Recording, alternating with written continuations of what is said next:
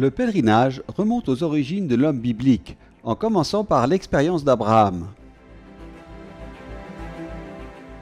Il pellegrinaggio evidentemente quando uno legge Quand on lit, qu'on ouvre l'Ancien Testament, la Bible, on trouve qu'Abraham est un éternel pèlerin qui a toujours fait confiance au Seigneur. Le pèlerinage avait une caractéristique centrale. On venait à Jérusalem pour rencontrer le Seigneur.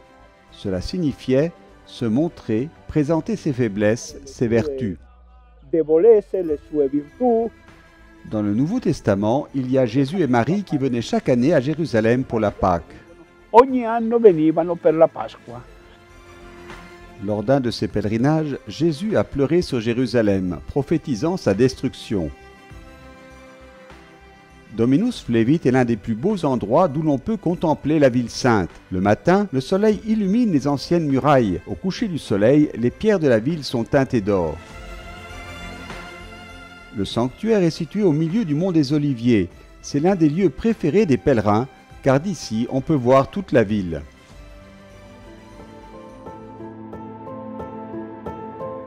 La ville telle que nous la voyons aujourd'hui n'est pas la ville du temps de Jésus, lorsqu'il a prophétisé la destruction du temple.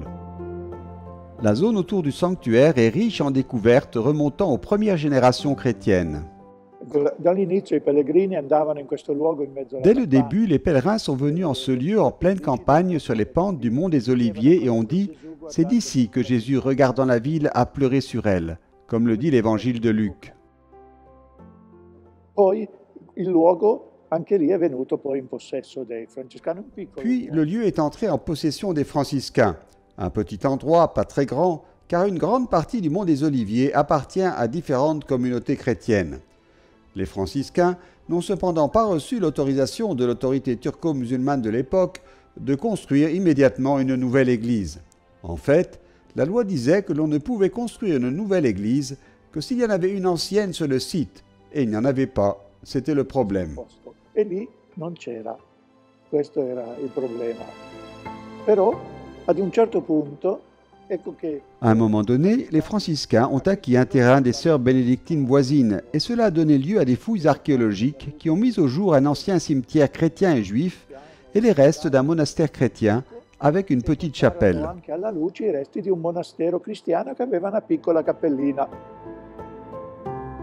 Des fouilles importantes menées entre 1953 et 1955 par frère Bellarmino Bagatti, archéologue du Studium Biblicum Franciscanum, ont mis au jour les restes d'une ancienne nécropole datant de l'époque romaine et byzantine.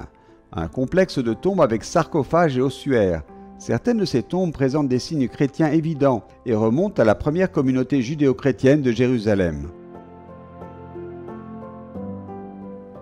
Gravés ou tracés au fusain, sur les parois des ossuaires apparaissent des croix, des motifs floraux, la lettre Tau, des monogrammes constantiniens et pas moins de 43 inscriptions en hébreu, en araméen et en grec, ainsi que des noms récurrents du Nouveau Testament tels que Marie, Marthe, Philon le Cyrénéen, Matthieu, Joseph et Jésus. L'église a été construite en 1955 par l'architecte italien Barluzzi. Elle se dresse sur un sol du 5e siècle.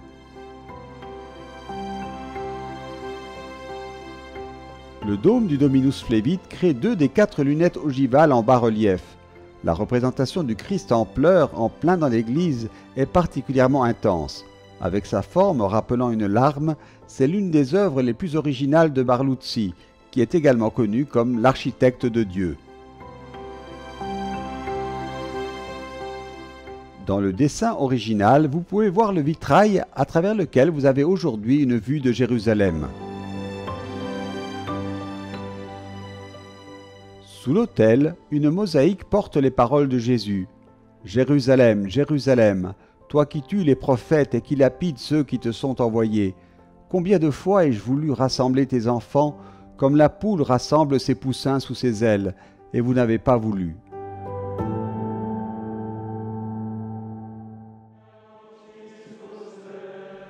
Dominus Flevit est la première destination des pèlerinages liturgiques qui, selon une tradition née à la fin du XIXe siècle, ont lieu à Jérusalem pendant le carême, à travers les sanctuaires associés à la Passion de Jésus.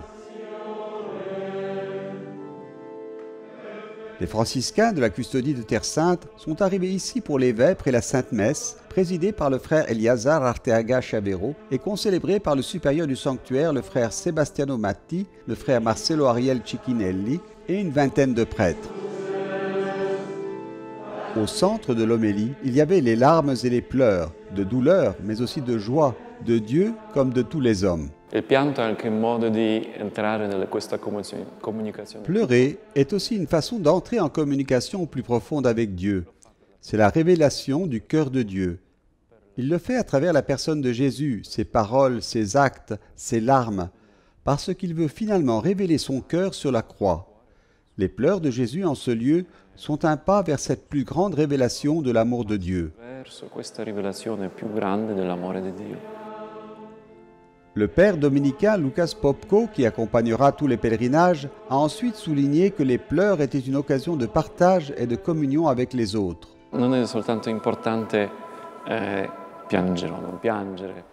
Il n'est pas important de pleurer ou de ne pas pleurer, mais avec qui pleure-t-on?